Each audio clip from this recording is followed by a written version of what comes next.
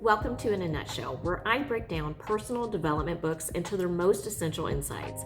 In each episode, I'll explore one book and unpack its key takeaways, all in 5 minutes or less.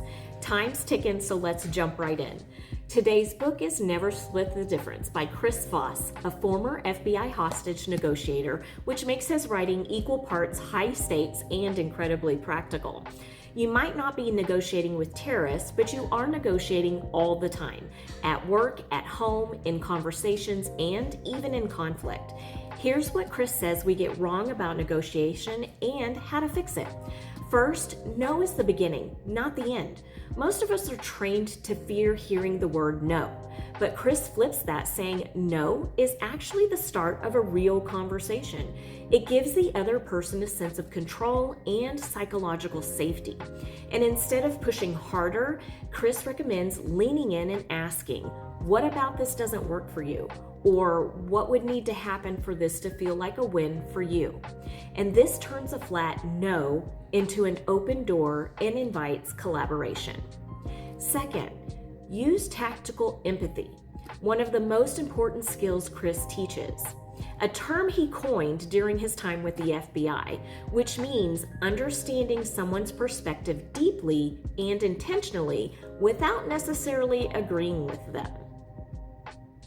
That might sound like it seems like this isn't the right time. It sounds like you're feeling unsure about this. By naming emotions and showing you're tuned in, you lower defenses and build trust.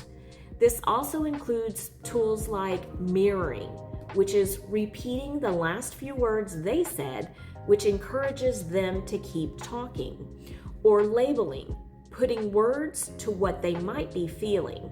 These aren't tricks, they're connection tools. Next, hearing "that's right" is the turning point. According to Chris, the most powerful phrase in negotiation isn't yes, it's "that's right." When someone says that, it means they feel fully understood, and that's the moment when they become most open to solutions. You get to that point not by pushing your agenda, but by listening deeply, summarizing their position clearly, and validating their perspective.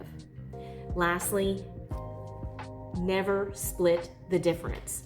This is the core message of the book and the title itself. Chris says that compromise isn't always the best outcome. Meeting in the middle often means both sides walk away unsatisfied, and sometimes important value gets lost.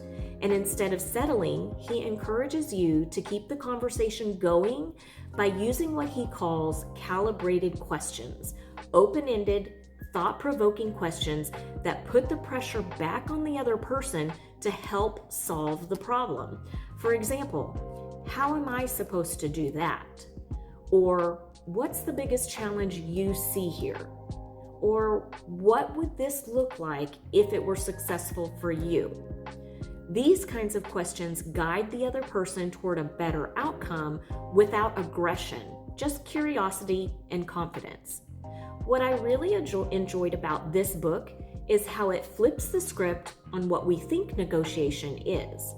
It's not about being the loudest or most persuasive.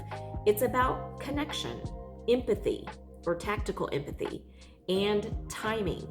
It's about listening more than you speak and knowing what to ask and when. And what surprised me most, these tools aren't just for boardrooms or high-stakes deals. They apply to everything. Your next salary conversation, a disagreement with your spouse or one of your kids. And once you learn these techniques, you can show up with more confidence, calm, and control. I hope today's episode gave you some fresh tools for communicating, not just negotiation, and with more clarity and an intention. If Never Split the Difference sparked your curiosity, you can grab it using my affiliate link below. And if there's another title you'd like to see nutshelled, leave the title in the comments below. I'd love to break it down. Thanks for watching, and here's to growing one book at a time.